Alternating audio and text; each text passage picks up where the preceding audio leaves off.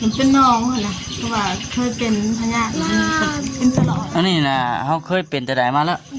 แล้วกันเป็นแล้วกระลุกบ่ได้กัน เป็นแต่เฮิงนัวนี่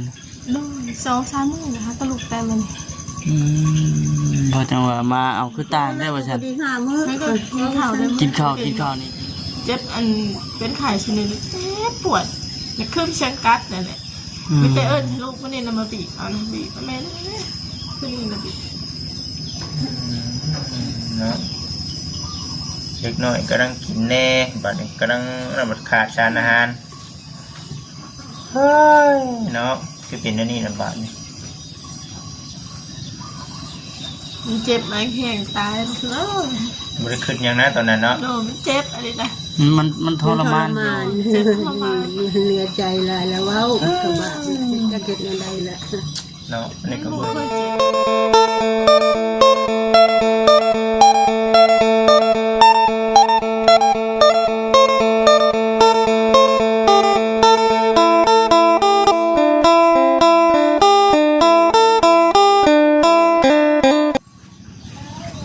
พี่น้องเลยเนาะเพิ่งในบุรีมาเรือนซานบ้านชงเป็นยังคือเก่าพี่น้องเลยเนาะทักทายสบายดีเด้อพี่น้องเด้อเนาะทักทายสบายดีกันบัดสุขุสุคนช่วงยำคำยำแรงมาสันพี่น้องเมื่อนี้ก็ได้เดินทางมาอยู่พี่ได้พี่น้องเลยเนาะบ้านของน้องน้ำเพชรบุรีมาแต่หึงเด้อพี่น้องเลยนี่จะว่ามีผู้รักผู้ใหญ่ทางบุจิตเพิ่นเนาะให้เอาอย่างไรเครื่องของเนาะพี่น้องมาฝากมาต้อนครอบครัวน้องเฟสเพิ่นว่าซั่นดีใจพี่น้องเนาะที่ว่ามีทางผู้รักผู้ใหญ่เพิ่นสดซอย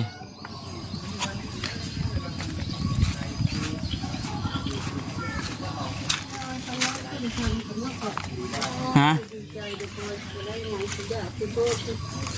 อันนี้ได้ฮะ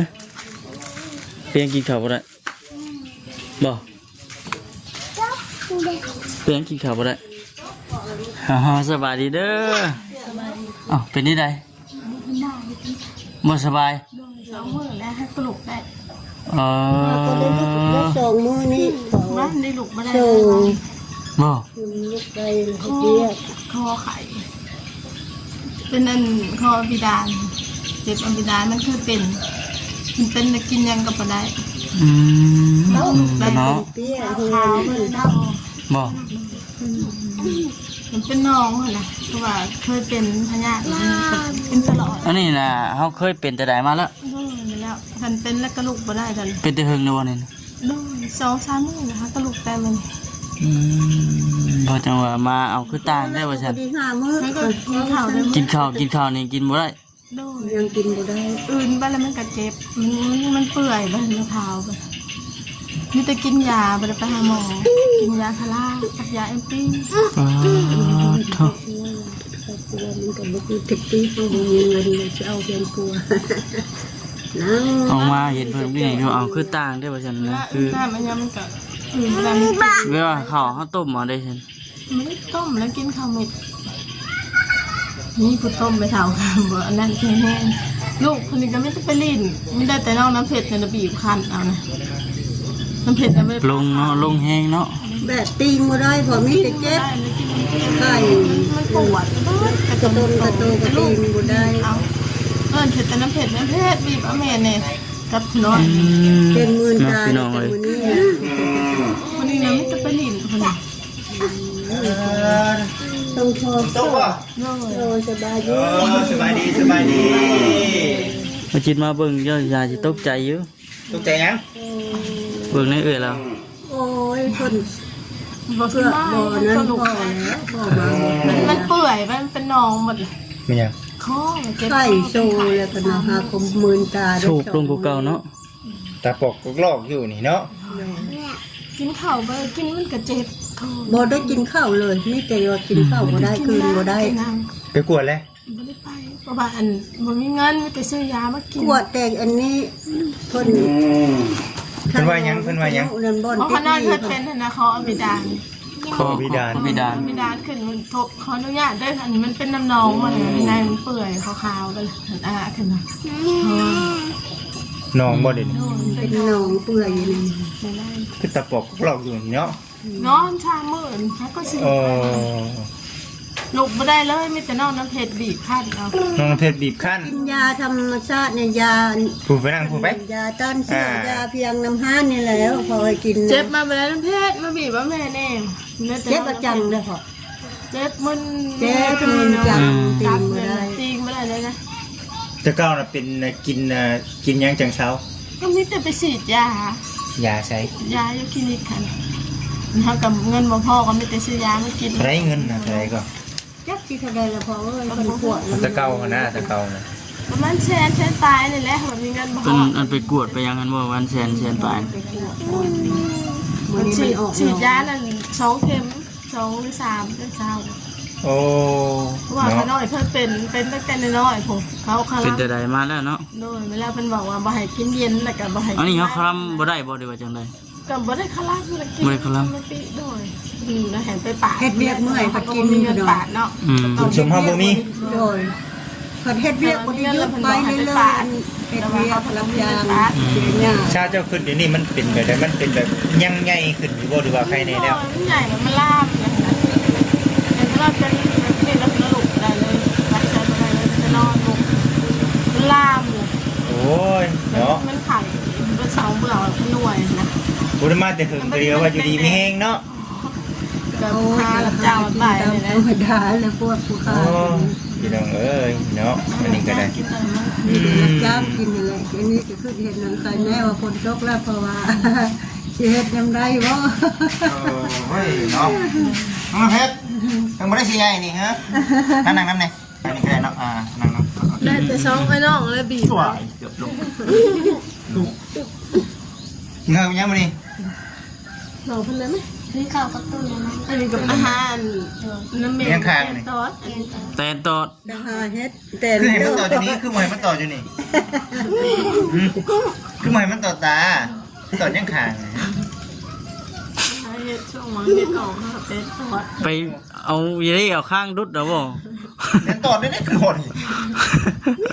มียังไงนี่นะไม่ควาดบ่ น้ำแทงขูดบ่ เล่นเนี่ยเล่นนี่เต้น โอ้ยเย็นเล่นไล่เฮ็ดปวกแนว ออกแล้วเนาะออกแล้ว อันเมย์ยาท่าบางเฮ็ดออกฤดูทางไปหาก ระปุกกระพา เพิ่นก็เต้นตอดแม่กับผู้จะเอียงตอดถ้าก็ให้คือกัน เอ ตอด อ คนพาแต่ผู้เพิ่นเต้น หายังนี่เอ้ย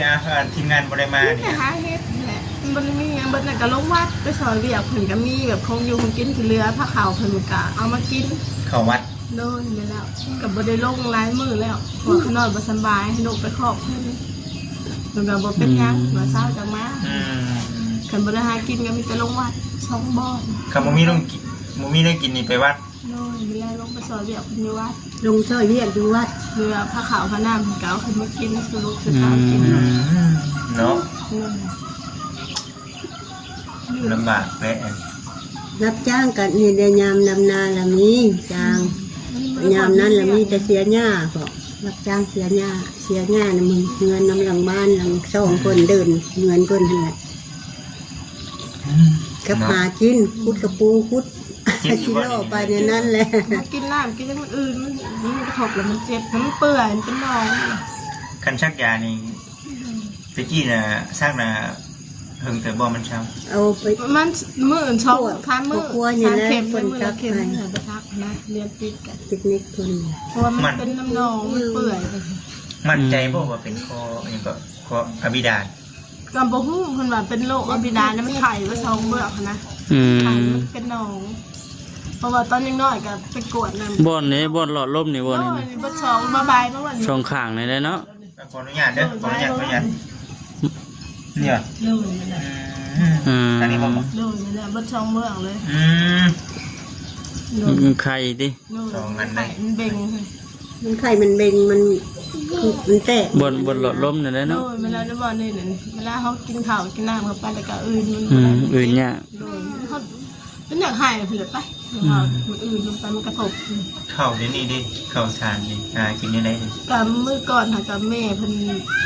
บางซีหามือล้างนั่นแหละเพิ่นกับเมื่อบ้านขน้อยก็หาหมกม่วงหายาหายเพิ่นเมื่อ ทำไมนี่ โดยนี่ละหาหมกม่วงหากระเดกไปยังให้เมียเฒ่าเมื่อขอลูกน้ำร้านที่บ้านก็ได้มาสอนนึง เมื่อขอ โด เดี๋ยวยเมื่อพวก เขาก็เปลือกนี้ประชาน ได้อาทิตย์ได้10ปลายมือแล้ว เมื่อกับลูกชายนั่น มา เมื่อมื้อนึง พน้อยไปมา ขอคือเราเนาะ เลย นั่นแล้ว มันบ่ทันเลย ขอกินด้วยความสันจะนะก็ นี่สินเท่าได้ฉันเป็นจะได้ดิน นี่ก็ยังมีอยู่หั่นแหละหน่อยกันนะ เท่าไหร่เนาะ หลายหลาย เท่าไหร่นี่ไหนอยู่ ประมาณ2-3ปี บอกปีแล้วเท่าไหร่ 3 3 ล้านนี่3 ล้านชิชักยาใช้ตัวเองก็ยังบ่มีเนาะ แล้วว่าเขาน้อยไม่ได้ไปรับจ้างเขามาเขาน้อยล้มแบบโซ่เลยกันแล้วรถทำแบบไปได้มาได้ก็เพราะได้ใช้จ่ายในครอบครัวค่ะน้าค่ะได้ สิบ่เป็นหนี้ขนาดนี้เนาะ เลยแล้วเขาน้อยไปไม่ได้ก็คือยุดรถ พอจิตมาทันเนาะฉันแล้วพวก เราไม่ได้กินยังเบิดนะ ได้แล้วคนลูกโซแล้ว หมดสบายกับอาศัยมิแต่ผู้เดียวเนี่ยนะเนี่ยก็ไปดิ้นมาจากที่ไปกัน ไปดินในกัวนี่ก็โอ้ย ถามจนมืดไม่ได้อาศัยนะ นี่น้องน้ำเพชร ได้น้ำเผ็ดนี่อยู่ทางขางนะมี ได้แต่เนาะ ได้เฮ็ดจังได๋ค่ะ ครบหมดเลย ไม่จะให้เนาะเสียดชัดเมย์ เอาน้องแน่ จึงเอาแม่นั่งเฝ้าแม่แม่กินน้ำกินในลูกแม่เซ็ตแม่อย่างไร เอาน้ำมาเสร็จเอาเมย์เลย เนาะ แม่ยอดนะว่าเป็นจ้า เซ็ตเอาแม่แม่ฮ้อนแม่ บ่ มือ ทั้งสองบ่ แล้ ทั้งสามมาแล้ว เด้อเบิ่งแยงแม่ได้ดิ่งก็จะห่วงหลายเด้ออย่าห่วงดินหลาย ไปเช้าจนเท่าคำมันจะประมาณ อืม มันจากน้ำแล้วเมย์กระทรวง บ่รู้จักกลัวบ่ทอด เล เลย เล่นมากมึงดาน น้องยังรู้จักแผน อั แม่ นนี้ก็นอน แม่ ข้างทางเมย์มันจะไปที่ไหนบีบคนละแขนอะไรไม่เห็นหรอก อืม อันนี้บีบแขนอันนี้บีบขา แต่พวกนี้บีบขาเพราะนั้นมีแขน ให้กำลังใจแม่ว่าฉันไปว่าบอลมัดขนาด ปวดมือบ นนี้จากข้างแม่ ฉันว่ามันสิเจ็บเต็มเลย ปวดกระโตบ่เด้อ ปวดก็กระตุนกระ ป โต วดไปเลยมันเจ็บปวดคือเอวชิลุดแขนชิลุดหนึ่งมันเผ็ดบีบลูกไม่ได้เลยนะแผ่นเจ็บอันนี้นะเหมือนมันจะนอนนอนกินยาไม่แต่อย่างนอนตี กลางคืนเลยค่ะนี่อ้อยนี่อ้อยแล้วแม่ก็มัดกันยาก็เจ็บอยู่แล้วแล้วพูดจะเลยผูกขาด คุณว่ามัน เป็ เป็น น ยั เรื่อง ง ไง หายไปป่าแต่ว่าเขากับบุญเงิน บาดที่ใช้ กับบุญหูแล้วคุณว่าแบบใช่ตั้งแต่เป็นแบบลามนะ ก่อนสิปาดนี่เขาต้องไปตรวจก่อน อืมไปกวดไปโกเบิ่งก่อนเนาะ เขาต้องไป ไข่ เช็ค มันลามเลยลามหักคอแล้วแดงกระตุ่มคอ แปลว่าเฮารู้สึกในอันนี้แล้วบ่ เมี่ยงแหวนมันแล้วมันขาวแล้วมันก็เป็นไข่ เห็นเลย โดนเห็นไหมปากเห็นแล้วมันก็ขาวๆมันเปื่อยเลยเป็นหนองมันเป็นก็มันเป็นตุ่มแดงๆในน้อยลามในคอ กินเผ็ดกินเค็มเนี่ยบ่ได้เลยเนาะ คนไห้ขลั่มจะมาเอากับขลั่มมาให้กินซิมนั่นมาให้กินเผ็ดหวานก็มาให้กินเย็นก็มาให้กิน อืม ขลั่มเลย บ่ขออนุญาตนะกินปาก เนาะ มีกลินบ่ นี่ เน่าเลยเนาะ นอนเหงามันเป็นนองเลย อืม เป็นน้ำนวลเลยนะ แล้วเพิ่นให้กินยังได้เอาหลักๆเลยเพิ่นให้กินยัง มาให้กินแบบประเภทชิ้นนั้นก็ไม่ได้นะกินเป็นกระต้มเนี่ยเป็นธรรมดา ต้มกิน ต้มข้าว เดี๋ยวนี้ต้องโจ๊กเลยนี่มันบ่โจ๊กนี่กินได้บ่ต้องกินนอนๆเลย พวกมันเขากิน ต้มข้าว เย็นรักมันเหมือนเย็นให้กินเลย โอ้ยเนาะเอาชันเด้อมื้อนี้น่ะมีทั้งพอซักเนาะแล้วก็เมป๊อปมีทั้งยูเอเพิ่นให้บ่จิตเองมาเป็นสะพานบุญให้อุดหนุนชิ้นหมูอยู่หั่นบ่จิตมาให้ห่านแม่กินชิ้นหมูบ่ได้แล้วเอาเมื่อคืนบ่ได้บาดนี้ได้ อืมแม่นนั่นแหละ ได้สิให้เบาเมื่อบ่ให้เมื่อบ่ให้เอาเมื่อคืนบ่ เอาแม่กินบ่ได้กับลูกกินสิดอกเนาะบ่สิแหละกินได้อยู่บ่สิหนู กันมันยังอื่นยังไม่ได้เลยกินส่วนไรก็กินเข่าก็ได้ช่องยำข้าว อืม เข่าใบเกลือ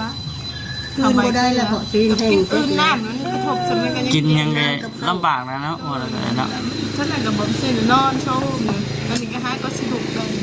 แนะนำเอาโจ๊กเด้อเนาะ นอน คือโจ๊กมีโอกาสจิตมาเดี๋ยวพี่จะซื้อโจ๊กมาให้กินนะ มันเจ็บมันปวด นั่งเงาอยู่ดีเลย นั่งเงา มาสิก่อนเอา เห็นแล้วนั่งเงานั่งขึ้นอยู่แล้วเห็นเลย วัฒนีบ่ชีวิตอะไรเนาะ เดี๋ยวมันเจ็บไม่แห้งว่าตายมันแล้วสบาย เอ้าว่านั่นลูก3คนแม่เด้คือจะอยู่ในไหน สิอยู่ในใดบ่ซั่นติ มันทรมานแล้วเหมือนเราเอาไป คือเห็นใช่ไหมนี่ลูกน้อยนี่ได้นี่ขนาดเพิ่นยังเพิ่นอยู่ไกลเพิ่นยังกระบะ แล้วมันเจ็บมันเห็นเจ็บมันปวดนะแต่มันเคยเป็นหรอกเจ็บอันเป็นไข่ชนิดเจ็บปวดในเครื่องเชียงกัดนั่นแหละไม่แต่เอิญลูกมันเนี่ยนำมาบีบเอาน้ำบีบแม่ขึ้นมาบีบ เนาะเด็กน้อยกำลังกินแน่บัดนี้กำลังระบาดขาดสารอาหารเฮ้ยเนาะคือเป็นอันนี้นะบาดนี้ มันเจ็บไหมแห้งตายมันคือ บริขึ้นอย่างนะตอนนั้นเนาะ โน่มันเจ็บอะไรนะ มันทรมานอยู่ เจ็บทรมาน เหลือใจละแล้วเว้าสบายจะเก็บอะไรละ เนาะอันนี้ก็ ลูก เบื่อ เคยเจ็บมันมีเจ็บเถื่อ มันจำเป็น เจ็บทั้งในเนาะมันบัด ใจ กินยังบ่ได้ เจ็บบนนั่นครับ เจ็บบ่เรากินเข่ากิน เจ็บกัน น้ำ ดานก็นอนกินข้าวกินน้ำบ่ได้ กินน้ำลงไปกับประดันตามตัวเจ็บ ถือว่าเป็นโดนที่สุดเลยแมันบอก โน่ จักเดือนแล้ว แบบชื้นเหมือนโดนเต้นเพิ่นเห็นล่ำแหละโรคนี้พาเป็นตั้งแต่น้อยคนแต่ว่ามันเริ่มมาเป็นแบบโชว์เข่า ยังเท่า เป็นยาว่าโรคอันนี้คือการมันกินเรื่องอะไรการมีแต่นอนอย่างเดียวไปได้ก็บ่ได้ ปวดก็ดิ ยังก็บ่เป็นบ่ได้เนาะ นอนบ่ได้ติงเลยหามื้อนี้ล่ะมันได้ติงแน่ยา ไม่แต่นอน เบิ่งหน้าตากระตุนกระตัวแล้วจะลงเบิดเนาะ ลงเบิร์ดจอยไปแล้ว จอยเบิดน่ะ เป็นให้ได้ก็ย่าแม่เอ้ยมาให้เฮากินหลุดให้เพิ่นกิน3เทื่อโลดมือ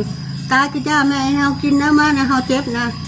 ไปกินมื้อหนึง3เทื่ออันนี้ให้เพิ่นกินนะยาก็น้อยไปซื้อน้ำห้านนี่นะยาต้านเชื้อนี่กับยานี่อย่างละเพิ่นแต่งให้ฮะ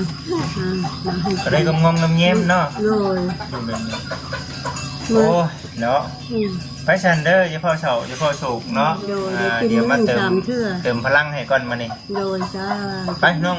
จุ๊บ เดี๋ยวสิตั้งกล้องไว้นี่ก็ได้ดีจะหามเขา บ่ ตั้งเอา ได้บ่ ได้อยู่ บ่จับไปก่อนไปจับไปก่อนได้ก่อนจังนั้นไปน้องเพชรทำจุ๊บกับน้องเพชรมาอีกเนาะมาก่อนได้กับมาบ่ฮะคือไม่ละเลย ใช่เป็นพี่น้องเนาะมาฮอดมาถึงเปิดว่า ทีนี้ปิดเนาะ มัน มือน้ำบ่จับก่อน คุณรถแล้วนะ บ่ย่านบ่นี่เบิ่งพี่น้องเอ้ยเอาเข้ามาไว้เนาะมาน้องเพชรว่าอยู่พี่ละ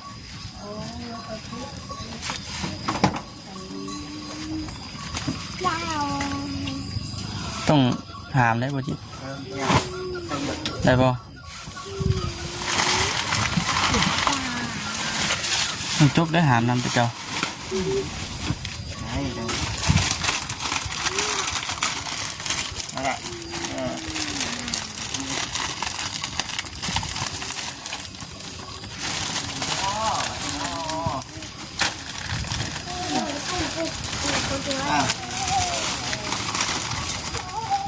ไปน้องเพชรมาน้ำบ่าวเนี่ย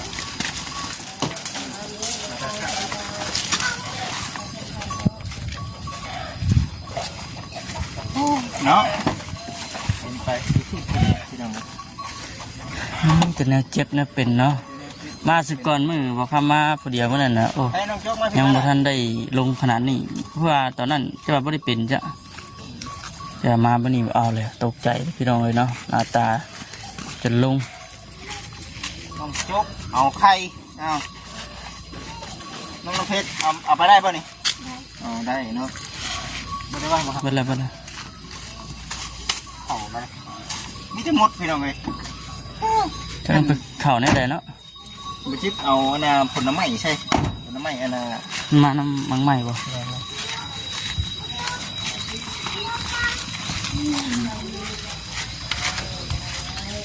ได้บ่เฮ้ยจับประตูอะ ไปเดี๋ยว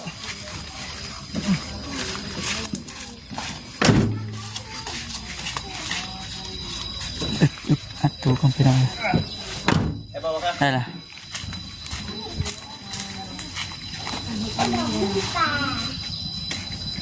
ข้าวสาร50 โลเด้อยังเท่าไหรเดี๋ยวนี้เขายังหลายเกินบ่ ข้าวก็น้อยนะยัง กล้ามากินประมาณจังมื้อ ก็น้อยกินละ โดย เขาแล้วก็น้อยกินเดือนหนึ่งมันสอบหนึ่งแล้วยังมีอีก10 โล อืม เดี๋ยวเพราะว่าเพื่อทำบุญทำนั่นนี่นะเดี๋ยวเงินจะกินกัน ประมาณเดือนหนึงนะว่าได้ขายเนาะ ชอบเดือน สำหรับเดือนนั้นพอดีมีขนมแน่พี่น้องเลยเนาะขนมแน่นี่ดิเกิดขนมตัวนี้แน่แล้วก็ไข่เป็นนุ่มเนาะหาลืมได้นี่บอกครับเว้ยลืม เป็นยัง ยังว่าอยู่ให้ผมกินไม่ใช่ เนาะแม่นแหละนั่งกระบะรถเลย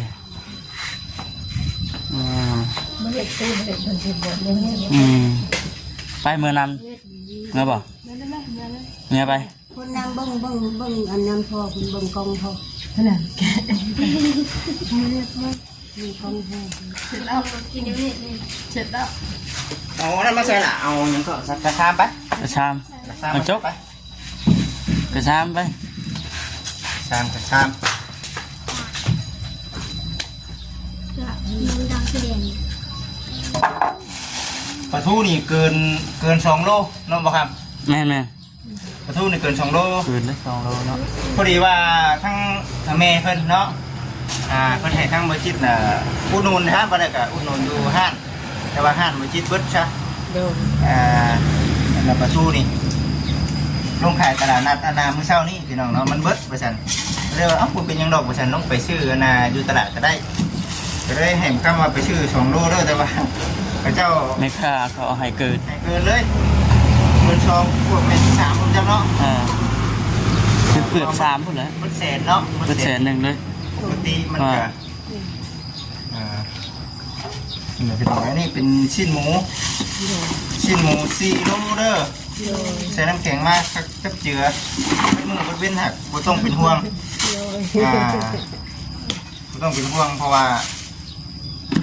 ใส่น้ำแข็งมาอยู่แล้วใส่ช่องพิษเด้อนี่เด้อคำกินเบิ้ลนะ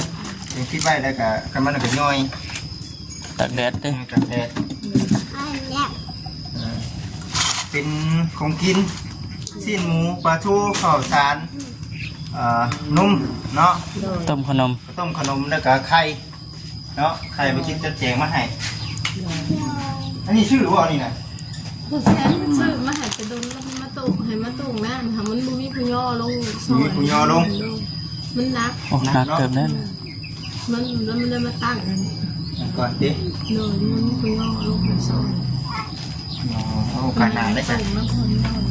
ยามฝนก่อนจังหาบ้านหาอะไรน้องโจมนั่นนี่ยังเพล เดี๋ยว ลงลูก เดี๋ยว ยั สิ ง ย่อ เพ ช่วยกับ ล เครื่องแกงเนาะได้อยู่บ่ครับ เบิ่งก่อนมันหนักบ่ นักเลยเดิม ได้บ่ นักแล้วรุ่น3 คนเลย บ่ได้เด้อเชิญพี่น้องเด้อ รุ่น3เลย3 หรือ 4 หนักเขาเบิ่งสิช่วงสิบ่หนักแค่เนาะ เดี๋ยวเบิ่งเลยคือบ่นัก3 หรือ 4 คนเลยย่อนะ บ่ได้เนาะนักเดี๋ยวอยู่ ขนาดขน้อยก็ให้ย่อเลยกับลูกย่อบ่ได้ขนาดมาตกน้ำคนเฝ้าอยู่เปลืองแม่ปลาตามันให้ย่อลงบ่ได้นัก นั่นแหละพี่น้องเอ้ยเนาะก็ถือว่าเอาไม้เพิ่น ในขนมเอาลงพี่นะ หลายอย่าง มันบัง มา พอละ จะได้ได้ป่ะกินยังระวังอันนี้ก็ไม่นี่กินยังเอากินเอาละโอเคเอากินอันนี้ก่อนเนาะนั่นกันยังโอ้ โอ้ ยอดใช่แบบนี้ยังกัน ยังเหลืออยู่เลย ยังอยู่4 อัน โอ้เต้นก็เป็นเนาะขนมนี่เนาะ แกะแห้งเพราะ เมื่อบ่มาอยู่ลำบากป่ะ ม ยุ่ง เอ้านี่นี่ก็จะเมื่อมีผู้เบิ่งแม่แล้ว เมื่อมีผู้เบิ่งแม่แล้วเนาะ แต่ชายคนเดียวนี่นะ ไข่นี่เฮ็ดจะได้กินแหละ ทอดก็ได้จุ่ม ต้มก็ได้ต้มก็ได้เฮ็ดหยังได้เป็นเฮ็ดเป็นอยู่บ่ต้ม ก็ทอด ต้มเป็นอยู่ต้มสร้างเป็นนั่นคือหยังที่ต้มฮะ บ่ได้ใส่น้ำบ่น้องอันนั้นใส่บ่จ้ะเอาว่าบ่ได้ใส่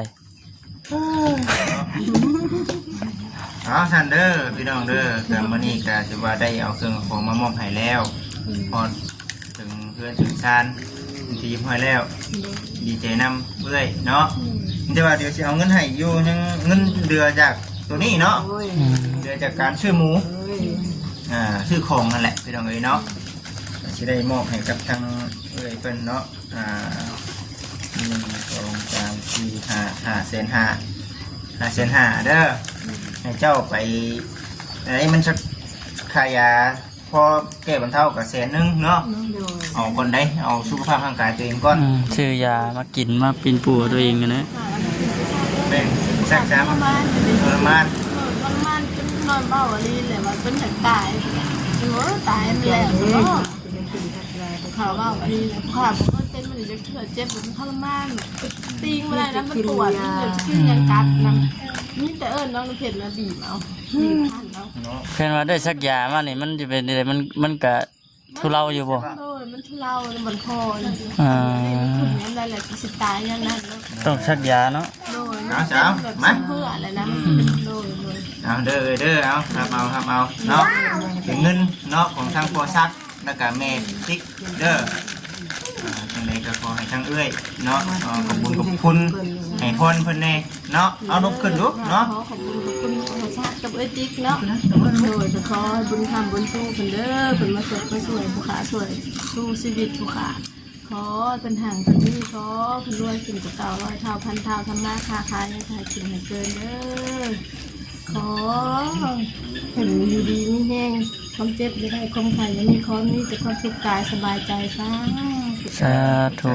ดีไม่แห้งดีไม่แห้ง มีเงินร่ำรวยสิ่งเก่า100 เท่า1,000 เท่าบ่ให้เจ็บบ่ให้ไข้บ่ให้จนซะเป็นเศรษฐีนี่นั่งกันก็ได้ มีข่าวดีโดดโอ้ยเนาะมาพ่อกับนี่ก็โอ้ตั้งใจนำคือกันเด้ ผู้ขาจนจมเลยตายเรากับลูกผู้ขาเคยเป็นจะเกิดกับเคยเป็นอยู่ไข่แต่ไม่โบนักฉันเรียนนี่นะ คือว่าแหละ ปวด ตีนก็เจ็บพอตีนย่างกันเจ็บไปนะ ได้แต่เบิ่งซื่อแหล้วเนาะ แล้วมันเป็นอะไรเนาะ ขนอนตกมาปีนี้เลยขนอนไม่เจ็บจะโซ่นะไม่ได้แข็งแรงคือแต่เก่า ในเรื่องเงินคำกำแก้วนี่บ่มีกับพ่อสู่ได้เนาะ โดย แต่ว่าสุขภาพร่างกายเจ็บนี่โอ้ แม่ ย น พี่น้องเอ้ยเนาะเฮ็ดหยังก็ฮอด เป็นเก่าแล้วผู้ขาเห็ดนักยังผู้ขาไม่ได้เจ็บเลยเดี๋ยวผู้ขาเห็ดนักยังมันเจ็บมันมันตีนี่นะ มันเฮ็ดบ่ได้หยังสุขภาพ แม่แต่เก่าขนอนบ่ญาติเรื่องถูกกึ่งขนอนผ่านมาถึงเรื่องนี้ขนอนจะเป็นอะไรร่างกายมีแต่แห้งๆเจ็บปวดขนอนเห็ดนักบ่แบกนักมันก็เจ็บมึนเลยมือนะ อืม มานอนก็ขึ้นนอนก็เบียดได้เจ็บมันมึน เลยเอา คิดแล้วก็ เด้อ มีพลอย สู้ๆเด้อมีแห้ง เป็นรับจ้างรับบ่ายโอ้แต่เก่าเขานอนสิย่านเด็ดเชียงข้ากับบ่ได้ใส่กุ๊กเล่นนี่นบ่ได้กับมันเป็นตานี่นะตาโตน จะต่ออี ถึ ก ง เนาะ แดดถึงยังแล้วมันปวดเจ็บนะ อืม นอนบ่เคยเป็น หลายอย่างเป็นเนาะหลายอย่างหลายแนว แดดถึงห้อแล้วมันเจ็บมันปวดบ่เห็นยังเลย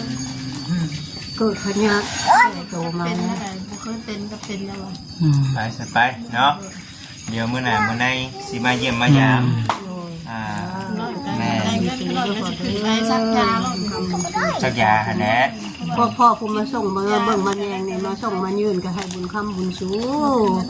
ให้ห่างให้มีเป็นเศรษฐีห่างมีดีได้นั่งอยู่นั่งกินนั่งอยู่นั่งทานก็ขอเด้อความเจ็บอย่าได้ความไข่อย่ามีโทษอย่าผ่านมารอย่าเบียดแค่ดูมันอย่าผ่านพบให้พบแต่สิ้นและคำพบแต่เงินและคำขอให้เป็นพระเจ้าผลลาให้อยู่ดีมีสุขคำคุณครอบครัวเงินซานก็ดีปกสุ่มความเย็นสุขกายสุขใจให้นั่งกินนั่งทานเกิดชาติใดก็ดีขอให้คนมีความสุขตลอดชีวิตโดยเถิด จะสุกเนาะไปสารน้องน้ำเพชรพาไปเบิ่งกันนะขึ้นครัวหน่อยกว่า ครับ เดี๋ยวข้างในนะบ่ พาพ่อเข้าไปในเงินที่ขวดบางลูก ข้าวชานนี่เอาเข้าไว้เลยไหมเดี๋ยวไว้ให้ตัวมันนักหนึ่งไหม โดย ตัวมันนักนี่เอาเข้าไว้ให้ซะ ว่าย่อมาไว้เนาะ นักไปหาสิโลคุณเนาะ ไปน้องเพชรไปข้างเบาขอบไปเลย พาโคก่อน ให้ทุกทูให้ทุกทู ได้สายยางขาดไปเลยป่ะ ว่าอะไรเนาะ ไปเซ็นเนาะอันนี้ป่ะ พอไว้แม่เออ วางไป โดย เด้อ โดย อันนั้น อันเด็ก ใช่ เอาเป็นเลยนี่มาช่วยตรงนั้นอันนี้ เนี่ย อันนี้เป็นคนมาช่วย โอ้คนมาซอย ในบ้านนี่แหละ เข่าบ่ โดย ดีแล้วมีคนมาซอยหลายๆคนเนาะ โดย น้อง ไป เพชร น้องเพชรมาผิดละโอ้เป็นครัวเดี๋ยวนี้เด้อพี่น้องเด้อเนาะแบบนี้เลยโอเคอยู่ได้เนาะบ่ครับ โอเคอยู่ สวยงามอยู่ เป็นของยาวที่เด้อเนาะ งามอยู่ของครัวนะเพียงเลยยังมาอยู่สวนมานี่เด้อมันก็จะเป็นนี่เนาะบ่ครับ แบบนี้เลย ฝนหากระยุดบนน้องมันน้ำเพชรฝน คนหากระยุดบ่ ใช่เอานอกบ่ครับคือห่อนเฮ็ดบ่ห่อนบ่ นั่งก่อนไปนะนับเป็นจังไดล่ะฮะอุกใจบ่อุกใจกระบะเมย์อยู่บ่เมย์คิดฮอดทีมงานอยู่บ่คิดฮอดอยู่เมย์พาไปหาอย่างนั้นแน่ ลูกวัดเลยค่ะหาเฮ็ด ลงมาหาเห็ดหาหน่อไม้เมย์อีกหาเงินหาครับ โดย เนาะไปสั่นเด้อพี่น้องเด้อเนาะมาสั่นมาทำไหมไปสลัดนะไปคนไหนห้องนะค ไป รับ ฮะ โอ้เนาะ โอเคเลยพี่น้องเอ้ยเนาะสำหรับที่นี้ก็มีแต่จบคลิปก่อนพี่น้องเอ้ย กินเด้อกินโลดมากันกินโลดแต่กระโดดยางมันมุนไปเลยบ่ ขาด ไปแล้วแต่กระโดดยางนี่พี่น้องเลย มีแต่สายนะ จะสาด โอเคพี่น้องเอ้ยจิตดีเพกพี่น้องเอ้ยสบายดี